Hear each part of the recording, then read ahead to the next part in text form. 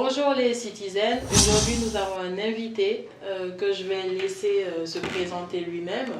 Monsieur Bonjour Sano. à tous, bonjour à toutes. Je m'appelle Sekou Sano, je suis assistant RH aujourd'hui dans la société Webhelp à Compiègne. D'accord.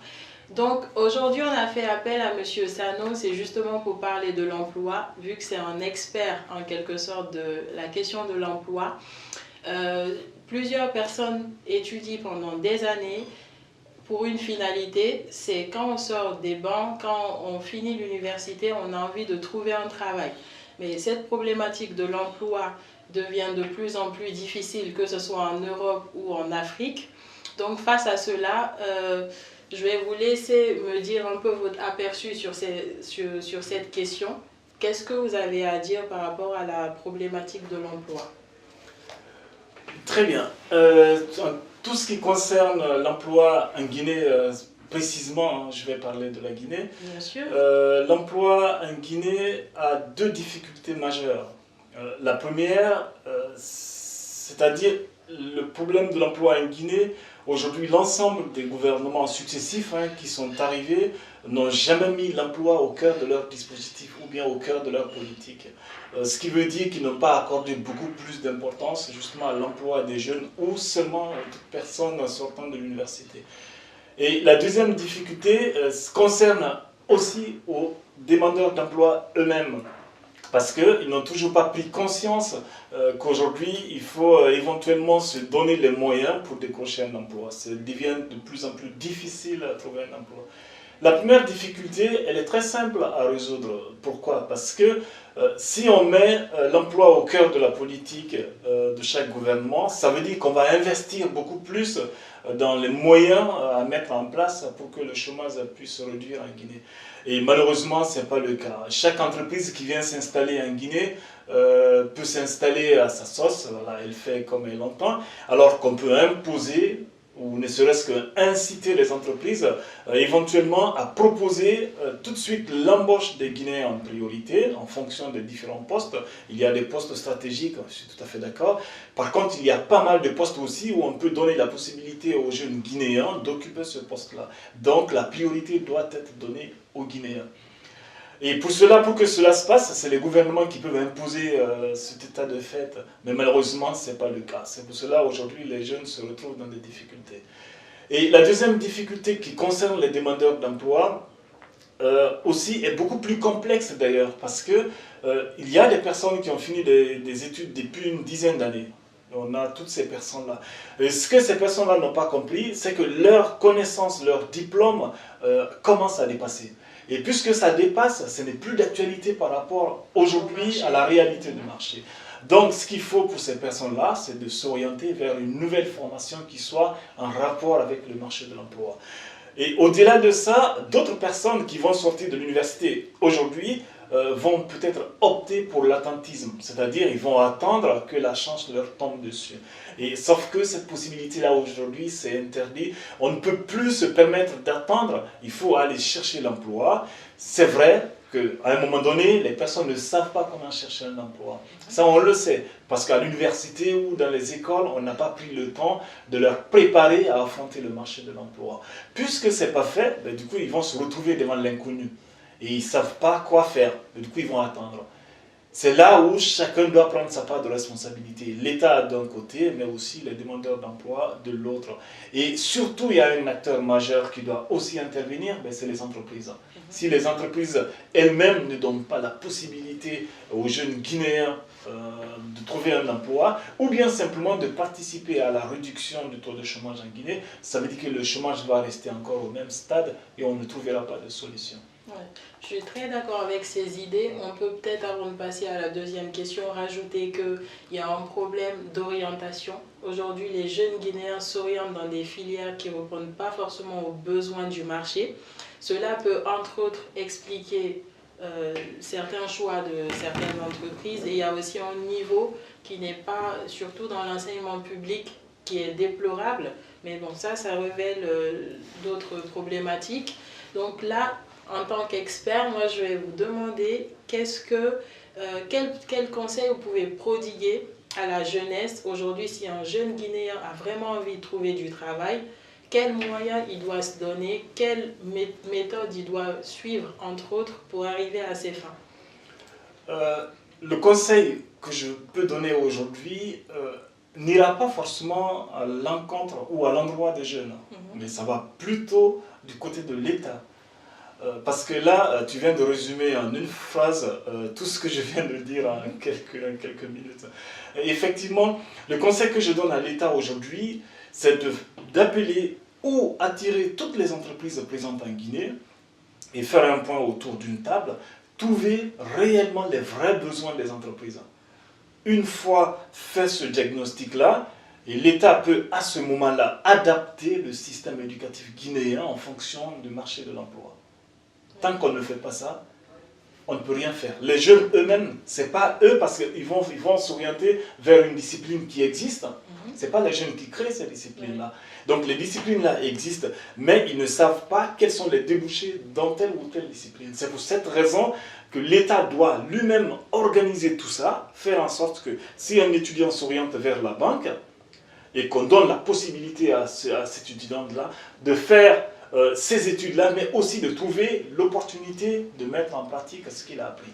Exactement. Et pour les jeunes maintenant, aujourd'hui on passe plus de temps sur les réseaux sociaux. Heureusement d'ailleurs ça existe.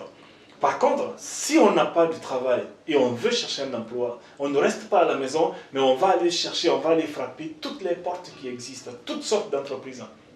Par contre, il faut savoir cibler. Je ne peux pas postuler, si j'ai fait économie-finance, je ne peux pas postuler par exemple dans un cabinet de droit, dans un cabinet juridique, ça ne va pas le faire. Donc chaque jeune doit savoir exactement où je dois m'orienter. Et l'orientation, ça commence à partir de l'école. On ne sort pas sans préparer ces jeunes. Il faut les préparer, il faut les orienter et faire en sorte qu'on puisse faire un maillage entre leurs besoins et aussi le marché de l'emploi. Tant qu'on ne réussit pas à faire ça, on perd notre temps, le chômage sera accru et les jeunes vont se retrouver encore.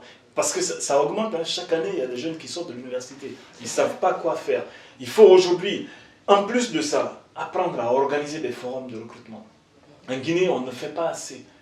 Et pour le faire, on a un organisme en Guinée qui s'occupe d'aide à l'emploi des jeunes. Ben, cet organisme-là, c'est l'AGIP, hein, peut s'occuper de la transition entre les entreprises, les besoins des entreprises et aussi les jeunes.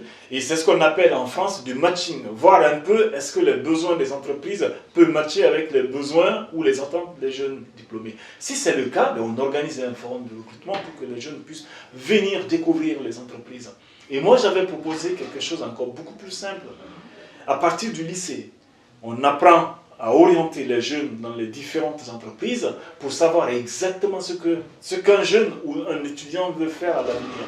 Si la personne veut faire en banque, bon, on l'amène faire une découverte dans une banque pour qu'il se rende compte réellement ce que c'est comme métier. À ce moment-là, on ne va plus jamais s'orienter vers une discipline par hasard. Et aujourd'hui en Guinée, on n'arrive pas justement à faire ça. On va créer beaucoup de moyens pour faire beaucoup de choses qui n'ont aucun sens, mais aussi qui ne peuvent même pas apporter de l'intérêt pour les jeunes. Et moi, ce que je leur propose aujourd'hui, faire un diagnostic par rapport au marché de l'emploi, faire en sorte que les jeunes qui ont besoin de trouver un emploi puissent justement s'orienter vers ces besoins-là, qu'on puisse les former en fonction des attentes des entreprises. Mais pour que cela soit réalisable, il faut que les entreprises viennent à table aujourd'hui, proposer ce qu'elles attendent, mais sinon, ça va dans les deux sens. On ne peut pas, et c'est les jeunes qui vont se retrouver en otage parmi justement toutes ces difficultés-là. Donc aujourd'hui, si ceux-là qui cherchent du travail, ils en ont besoin, ils ne savent pas comment faire leur CV, ils ne savent pas comment se préparer à un entretien d'embauche, ils peuvent aller sur la page Nautilus. À partir de là, ils auront des vidéos, ils auront des informations, et puis ils peuvent utiliser ces informations-là pour chercher un emploi. Ouais. Donc pour précision, Nautilus, c'est votre page. Il faut nous en parler, les activités, ce qui se passe dessus, la fréquence des directs, et aussi de votre projet de cabinet que vous projetez faire bientôt. Nautilus RH Guinée, voilà, c'est le nom de mon cabinet, hein, pas ma page. Ma page se trouve sur Facebook éventuellement. Déjà pour répondre à la première question, la fréquence des vidéos c'est chaque semaine. Tous les dimanches, je fais une vidéo, une intervention sur un thème précis. Et ça a commencé sur le CV, comment établir le CV. Et aujourd'hui, nous sommes au niveau de la stratégie d'entretien d'embauche. Donc la fréquence, c'est toutes les semaines. On a une vidéo qui dure entre 15 et 25 minutes, qui explique en détail les vraies stratégies à mettre en place pour trouver un emploi. Et ma page Nautilus aujourd'hui, en quelque sorte, représente mon cabinet. Parce que le cabinet que j'installe en Guinée aujourd'hui a deux activités principales. La première, ça va être de l'intérim. Ça va être de l'intérim, et de la deuxième, ça va être au moins une entreprise ou un cabinet qui va promouvoir justement la réduction du taux de chômage. Les gens me posent beaucoup de questions par rapport à cela. On me demande comment je vais faire. Comment je vais faire? La réponse à cette question, elle est très simple. Parce qu'en Guinée, aujourd'hui, il y a pas mal d'agences d'intérim en Guinée. Ce qu'il faut savoir, c'est que toutes ces agences d'intérim n'ont pas pris encore conscience que leur présence sur le sol guinéen constitue normalement à la réduction du taux de chômage, pas se faire de l'argent. Aujourd'hui, on a cette optique-là, se faire beaucoup d'argent sur le dos des jeunes, pour qui on trouve du travail, et de l'autre côté, on ne se soucie plus justement de la réduction de ce taux de chômage, alors que c'est un moyen efficace aujourd'hui qui permet de réduire un peu cette distance-là entre les demandeurs d'emploi et les besoins des entreprises. Une personne qui passe en agence d'intérim a la possibilité d'aller travailler dans une entreprise, ça c'est un, même si c'est un temps précis, ou même si c'est 1 ou 2 mois, ce laps de temps-là constitue un moyen pour la personne de se faire une expérience qui va à hauteur de cette durée-là. Et c'est ce qu'il faut respecter. Et pour moi, le fait que je me lance dans cette activité-là, c'est parce que déjà j'ai de l'expérience dans ce domaine-là, mais au-delà de ça, ce n'est pas une fin en soi, c'est une finalité. C'est une finalité parce que moi je sais que si je crée, si j'installe ce cabinet-là, d'un côté, je vais apporter de l'aide aux jeunes, c'est-à-dire je vais leur trouver un emploi qui correspond cette fois-ci à leurs besoins, mais aussi qui correspond à leur parcours. Et de l'autre côté, je vais aider les entreprises à trouver aussi du personnel qui soit de longue durée ou de courte durée. Peu importe, si on peut justement transférer ces compétences-là vers les entreprises, c'est tout ce qui m'importe. Et Nautilus sera bientôt installé. Voilà, ça avance énormément, voilà, ça avance, et ça va s'ouvrir, et quand ça va s'ouvrir, d'un côté, on fera de l'intérim, évidemment, parce que c'est mon activité, et je sais exactement comment il faut le faire, et de l'autre côté, puisque j'ai un souci aussi d'aider ce pays-là à réduire le taux de chômage, de l'autre côté, ça serait une deuxième partie de mon activité, où je vais contribuer à ma façon. D'accord, donc pour terminer, juste une petite question, pourquoi vous avez choisi le nom Nautilus ? Nautilus, normalement, ça ressemble à de l'eau, d'accord? Et moi, mon esprit, c'est quoi? Je pose deux vases. La première, vous allez trouver un certain nombre de poissons. Et de l'autre vase, il n'y a rien du tout. Donc, le transfert, le fait que lorsqu'il y a plusieurs poissons dans une seule vase, vous verrez, certains vont sauter pour aller dans l'autre où il n'y a personne. C'est ce transfert-là. Je quitte là où il y a énormément de poissons, parce que là où il y a beaucoup de candidats pour trouver un emploi, pour aller là où il n'y a rien du tout, c'est-à-dire l'autre vase qui est vide. Et je quitte dans l'eau pour venir dans une autre eau. Donc Nautilus, ça représente ça. Et le concept même, c'est ça. Je me débarrasse des difficultés pour venir trouver là où je peux trouver mon bonheur. Donc c'est ça. Je saute là et je descends sur un bon pied de l'autre côté. Très belle réflexion par rapport à ça. Donc on va dire au revoir aux gens qui nous suivent. Et on espère vous revoir très vite sur Citoyen 224 avec ce genre de brillant exposé. Je vous remercie beaucoup. C'est moi. Merci beaucoup et merci beaucoup à toutes et à tous. À bientôt. Au revoir.